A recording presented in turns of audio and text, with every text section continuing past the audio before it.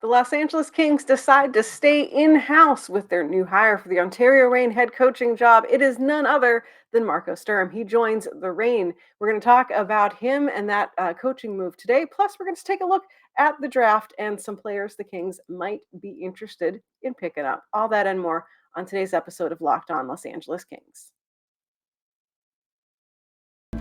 You are Locked On Kings, your daily podcast on the Los Angeles Kings, part of the Locked On Podcast Network, your team every day.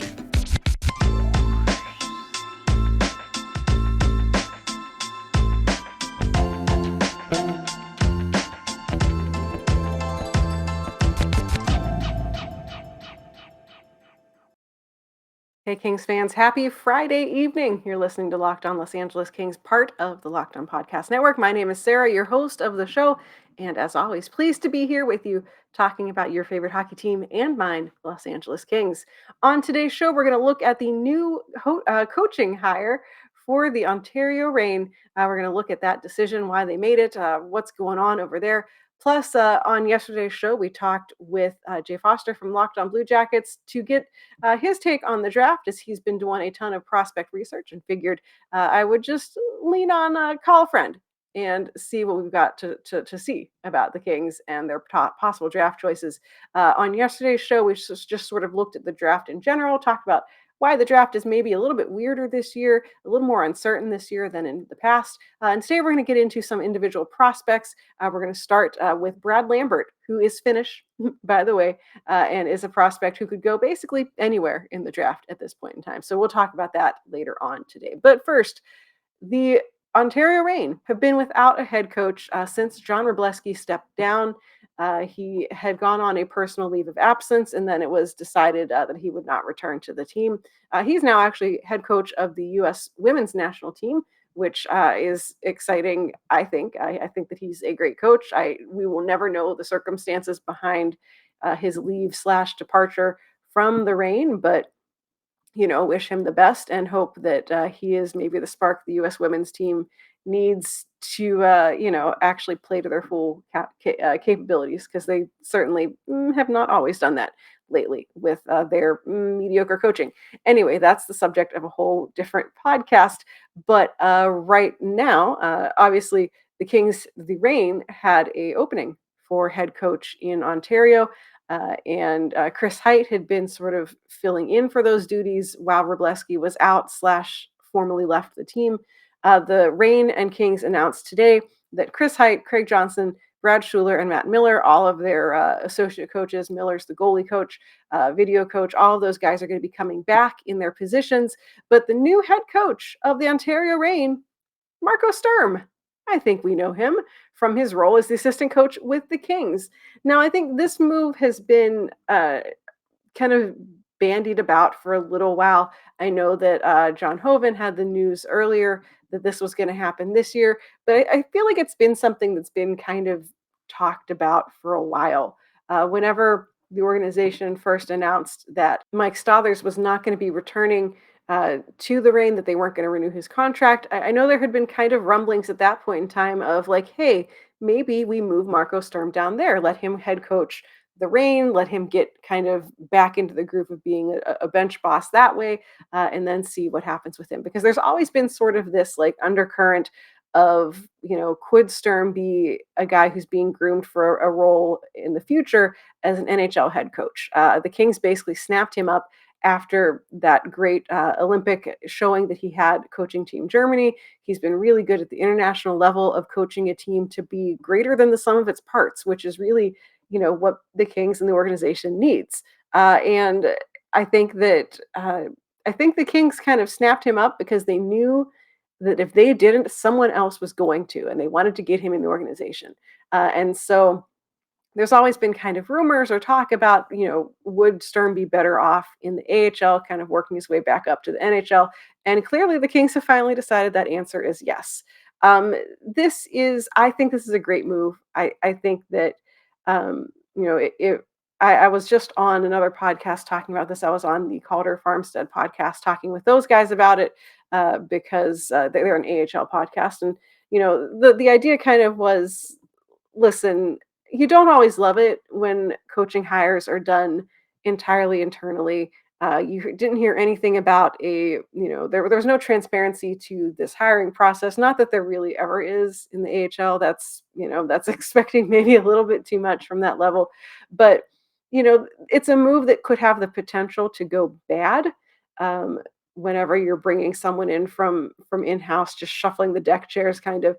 But I think that this one, I like this move. I think that it gives Sturm a chance to get back into a role that we know he has had success with the German national team. It lets him be in a position to work with the Kings' young players and prospects, which is a role that he also had done, working with the German team. And we know he can be successful at a head coaching level. And it also gives the benefit of putting a new head coach in Ontario who already knows the Kings systems, who already knows what Todd McClellan is going to expect out of his players. Not to say that, Wroblewski or Chris Height or any of those guys didn't have that, but bringing a guy who literally has spent the past, 3, 4 years on the bench with the Kings now down to the Reign, I think I think it's going to be really beneficial to those young players. The other flip side of that benefit, the Kings get to hire a new assistant coach, potentially one who's going to run the power play, potentially one who's going to run it better. I know Marco Sturm even kind of took a little bit of a jab at that idea in his press conference from being announced today as the new Reign coach. Kind of took a jab at people's criticism of him running the power play. But listen, the power play was bad. I don't know what else to tell you. It was bad. The personnel that we have on the power play, it shouldn't have been that bad. I don't know what the disconnect is. If they bring in a new coach and it's still bad, I don't know. That's a subject of a whole other podcast. But no word yet on what the Kings are going to do with that vacancy. They might be waiting to see where people land in terms of the coaching carousel right now. Maybe make an out of the box hire, maybe look to Europe. Who knows? But so obviously no news yet on what they're going to do with that position. But Marco Sturm goes to the AHL, goes just an hour plus down the road to Ontario to lead the Reign and provide a little bit of stability down there. And now we obviously know that they have a coach. We don't have to play this kind of game of, is John Wroblewski coming back? What's happening? We have a coach. So exciting news. He'll get to start the season fresh with the Reign this coming season, and hopefully lead them a little further in the playoffs than they got this year, and hopefully with like a full roster instead of losing all their guys to the Kings. Coming up next, we're going to take a look at the draft because that is coming up very rapidly. And we're going to look at some players who could possibly be available for the Kings to draft in the first round. But before we do that, let's talk about Built Bars. Their newest flavor is called the Mud Pie. Now, I know like mud pie maybe doesn't give you the greatest like connotations. It makes you think of, well, mud. It tastes delicious. They have the Mud Pie Built Bar and the Mud Pie Built Puff. One is marshmallowier, one is bar-er. And it basically tastes like chocolate and fluffy whipped cream chocolate mousse stuff, some cookies and cream crumble. It kind of tastes like a brownie almost. What it is delicious. I had one earlier today. I was very excited about it. And I think this is definitely a great new addition to the Built Bar flavor family. One of my favorite things about Built Bars is that they're always coming up with new flavors for you. And so if you can dream it, they will create it. Built Bars are not just delicious, they are also good for you. They're only 150 calories, low sugar, high fiber, high protein, low in fat and carbs and all the things that you probably don't want to have. So go to built.com and check it out. See all the great flavors available, including the brand new Mud Pie. You can use promo code LOCKED15 to get 15% off your order. That is promo code LOCKED15 for 15% off at built.com. Now we're going to turn to take a look at the draft. On yesterday's show, we had Jay Foster from Locked On Blue Jackets. He's been doing a ton of draft research, and so I figured I would just, lean on his draft research to see what could possibly be out there for the Kings at the number 19 spot. So if you missed yesterday's show, go back and check it out. We sort of looked at the draft in general. Today, we're going to get into some specific players, starting with Brad Lambert. So I figured we can look at some individual players that I know that you've done some looking into. We've already talked a little bit about Brad Lambert, and I feel like we can probably just take a look at him to start. First off, if anyone hasn't been following prospects and doesn't really know, Brad Lambert is Finnish. His name is Brad. His dad is obviously Canadian. So Um, yeah, I feel like yeah. it's one of those. His dad was playing in Hmm. Finland at the Yeah. time, and so in the same way that son of Columbus, Cole Zollinger, is actually a Canadian citizen. Hmm. It's one of those very very strange Yeah. deals. He has dual citizenship, I believe. He's actually Finnish and Canadian, but he decided to be Finnish, which more power to him. I think Yeah. I always root for the guys that could go Canadian and like actually, you know what, I probably have a better chance of Right. playing in Finland. Brad Lambert In might be one literally of any my other kind country. yes, Like exactly. anywhere else. Yeah, I feel like he has like such an interesting, like, yeah, path to becoming a Finnish player, and like he's grown up in the Finnish system. Like he's never played except for like height, like from elite prospects. He has like one game in Canada in like U15, and the rest of his time, like he has come up through Finnish juniors, and Finnish citizen. His name's Brad. I That's just find it, very good. It makes me yeah. And like just it's makes me great to like watch like broadcasts, particularly in Finnish, because they're going through all these Finnish players and then they're like, Brad Lambert. Like, I love it. But yeah, he's you mentioned like he was initially someone thought of in like the very top of the draft, and he's just fallen. He's one of the few guys in this draft who I'm like, yeah, I know your name. Like I know who you are because people have talked about you. And now he is someone who could potentially get picked by the Kings because everyone's going to pass him up. And I know he didn't have like the best season, but no, he played on a really, really bad team for the most part. Yeah, Brad Lambert. So we kind of have to talk about two players here, which is Brad Lambert and Joachim Kamel, who he played. Those two players' trajectories have been extremely interesting because Brad Lambert started here and has kind of gone down, mhm, and Joachim Kamel has kind of started here and gone up. So it's been a very weird, like mhm, sliding scale, despite the fact that they've been playing on each other lines. Brad Lambert is Brad Lambert is high risk, high reward kind of player. mhm, Is how I would describe him. He's super skilled, super fun to watch. People keep talking about red flags in his game. I don't necessarily think they are those mhm. like they're not as big as people think they are. Like there's Yeah. a lot of talk about how he doesn't play very well away from the puck. Um, he's got there are some issues with skating, and this is something I was actually talking to Tony Ferrari about when I did I had a conversation with him about a couple of different prospects last week, and we talked about things you can teach prospects and things you can't teach prospects. Mhm, Skating for Tony anyway, skating is something that is not even an issue, especially like mhm, if you're drafting 19th. You're mhm. not if you're picking like first overall and you pick a guy that can't skate very well, then that's maybe a bit of an issue. But like Yeah. 19th, skating is pretty low down on the list of problems, I think. Yeah. If a guy like Brad Lambert has pretty good hockey IQ, he's elite offensively. Like I know that his numbers Mm, don't really share that. So he played for two teams this year. He played for JYP in the Liga. Only had 6 points in 24 games, and he has 4 points in 25 games with the Lahti Pelicans. These numbers make people twitchy, mhm, but sometimes a guy just isn't scoring, and also, and I want to, I cannot overstate this enough. The Penguins, wow. The Pelicans were very, very bad this year, and it's tough to be good on a bad team. mhm, Um, and I think also people look at Brad Lambert and they look at Joachim Kamel to kind of go back to those two players. Joachim Kamel is a guy that will shoot the puck from literally everywhere.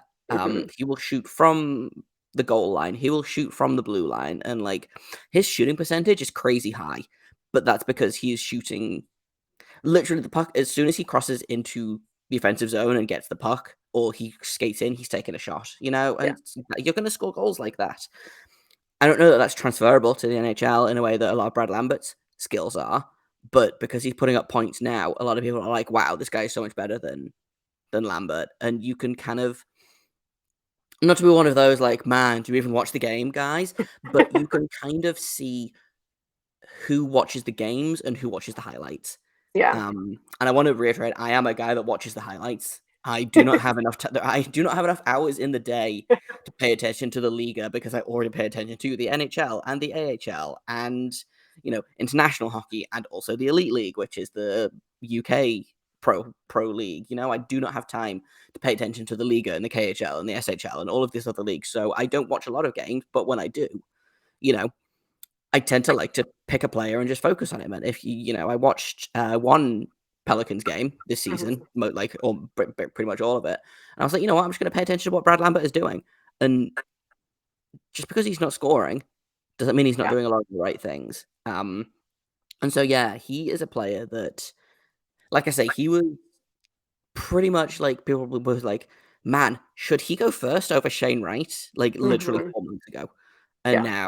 Like he's ranked. What did I say? Is he consolidated ranking is 11th? But I again would not be shocked if he went 4th overall.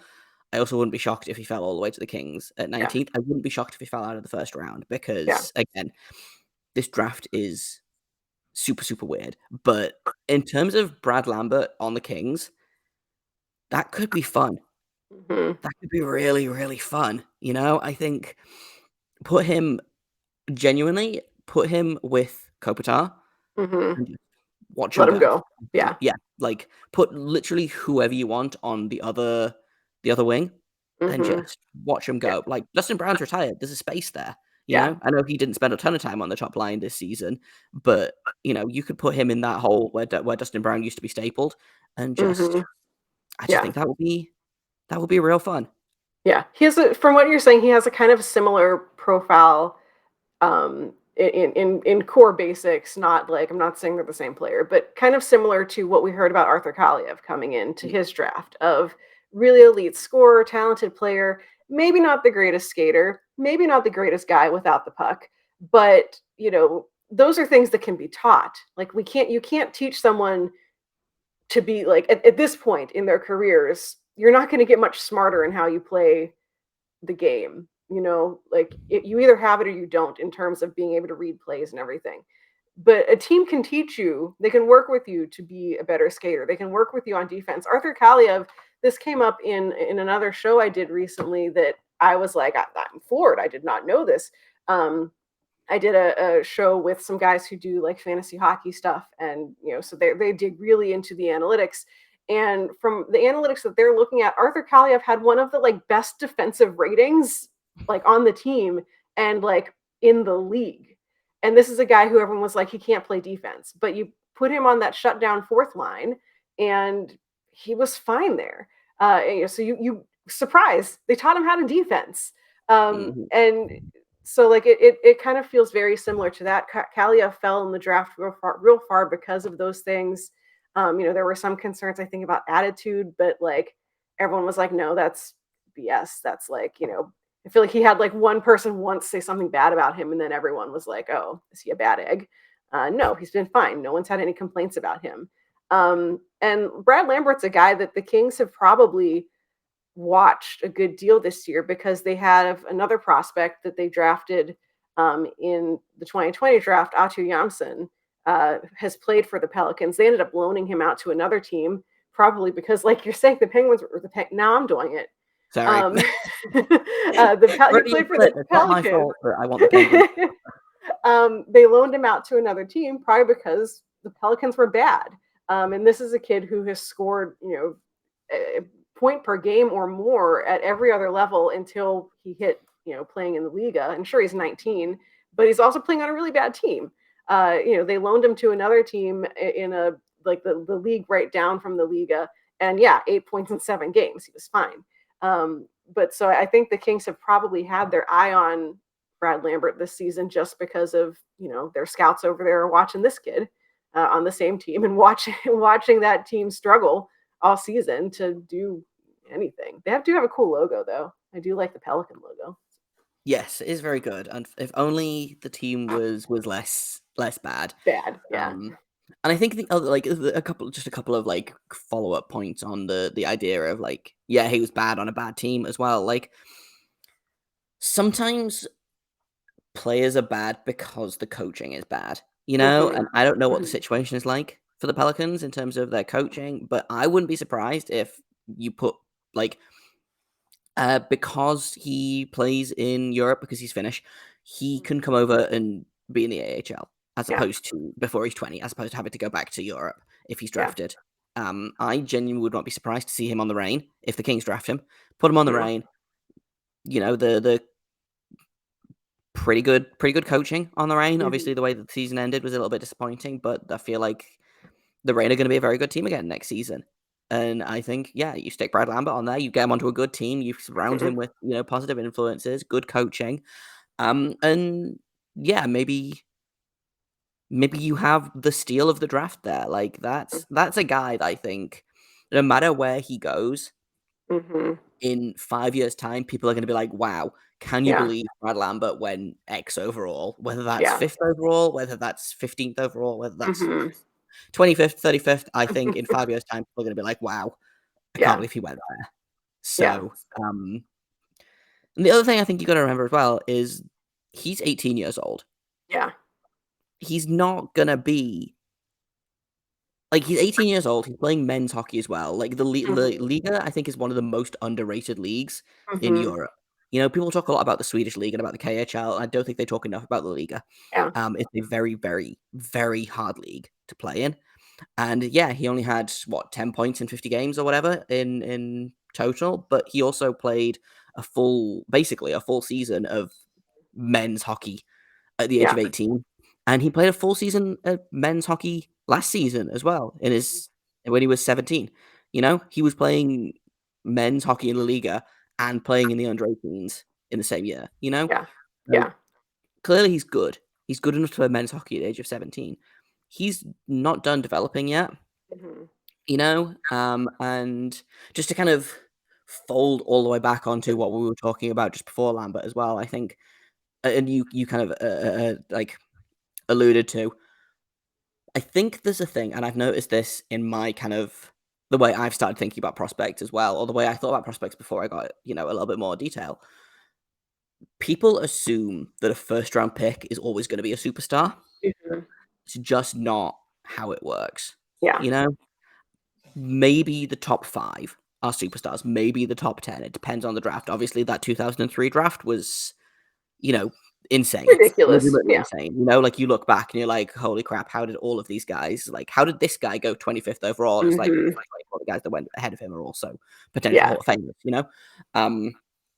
But, like, once you get to 19th, I don't think you should be looking at that pick as a genuine, locked in, number 1 defenseman, top line winger, number 1 center, starting goalie, whatever. Like, when you get to 19th, I think, you want a guy that can play in the top 6. You want a guy that can play in the top 4 of your defensive core, I don't think you should be looking at that 19th overall pick and being like, right, what number 1 center can we get at 19? It happens sometimes, but at that point, I think you have to be a little bit more realistic. Yeah. Brad Lambert maybe is not going to be a top line guy. He's probably will be a top 6 guy on whatever team he lands on, unless he lands on the friggin' like Avalanche or something. But whatever. 2 words for you: Trevor Lewis. First round draft pick, number 17. No one drafted Trevor Lewis thinking, here's our new top line left wing. Like, that is not the player profile they had. That is not who they thought he was going to be. He scored in juniors. He certainly wasn't, just a guy who showed up and did whatever, but he has talked kind of openly about, like, listen, I learned very quickly my path to the NHL wasn't trying to be an elite scorer. My path to the NHL was, being the energy guy, the fast guy, like on that kind of grinding bottom six. And Trevor Lewis has carved out a very nice career for himself. And he's a first round pick, and I'm sure that someone at the time was like, Trevor Lewis is a bust. But that's not why they drafted him. They didn't draft him to be their new top line left wing. And I think a lot of people, when you think about prospects and you think about where people get drafted, like, yeah, there is that like lack of patience, and there is that expectation of, I feel like it's followed Adrian Kempe around, even though he was like picked like 29th or something, but still technically a first round pick. And they're like, well, you're not playing like one. He was basically a second round pick. And also, it's turned out okay. It's been fine. I mean, like, so I just pulled up the list of active 19th overall draft picks.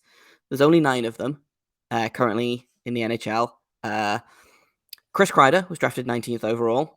Nick Bjugstad. Andrei Vasilevsky was 19th overall. Tony DeAngelo, 19th overall. Josh Norris.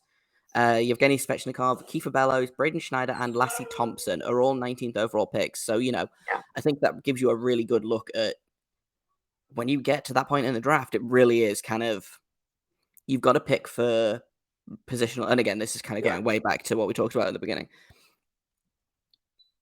Do you pick the 19th best player in the draft, or do you pick the guy that you need? Because sometimes you get a Chris Kreider, and sometimes, no disrespect to Lassie Thompson, who I'm sure is great, but sometimes you get that guy. Yeah. And like, if the worst that they get is, I know Evgeny Svechnikov has been like kind of a bubble guy, hasn't really carved out, but like, if that's the worst, you need those guys. Teams need players. If you get a Josh Norris, yeah, I think you should be happy with that at 19. They're not all going to be, 50 goal scorers or maybe one of the best goalies in the world, depending on who you ask. At that point, you just got to be like, right, 19th overall is what it is.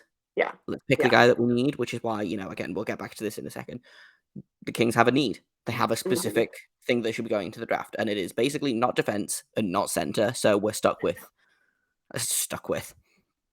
The Kings are drafting a winger, and so there's probably going to be some players that get left on the board after the Kings draft that are better than the player that they draft. But it's all about need. It's all about what position the Kings need, and if that means that they need to take Brad Lambert instead of I don't know. Shane Wright falls to 19th. No, you take Shane Wright. If Shane Wright falls to 19th, 18 teams fold. But like, if you look at, let's see who, for example, Kevin Kuczynski, currently ranked 18th overall on the drafting thing that I'm looking at. If you have a choice between Brad Lambert and Kuczynski, like, Kuczynski might be a better player. You take Brad Lambert because the Kings do not need another offensive defenseman. You have so many. So many, and yet, and they're all so young. The Kings are missing that like middle group of like, you're not fresh out of the AHL, but their middle group was Matt Roy and Sean Walker, both of whom were hurt. But we don't need Sean Walker. We don't need more of them. We can deal with that later. That's it for today. Thanks so much for listening. We've got lots of cool stuff coming at you next week, including, drumroll please, the announcement of the 2022 second annual Locked On Los Angeles Kings Team Awards, whatever we're going to call it. You still have time to vote. I haven't closed the ballot yet. Go to bit.ly/Kings 2022 awards. Put in your votes. Tell me who your MVP was, who your favorite defenseman was, who had the best hair, the best dog. Leave your votes for me, and we'll talk about them on future episodes of the show. So thank you so much for listening. Make sure you're subscribed if you haven't already. Tell your friends, tell your family, tell your pets all about the show, and make sure you come back next week for more Kings news here on Locked On Los Angeles Kings, part of the Locked On Podcast Network, your team every day.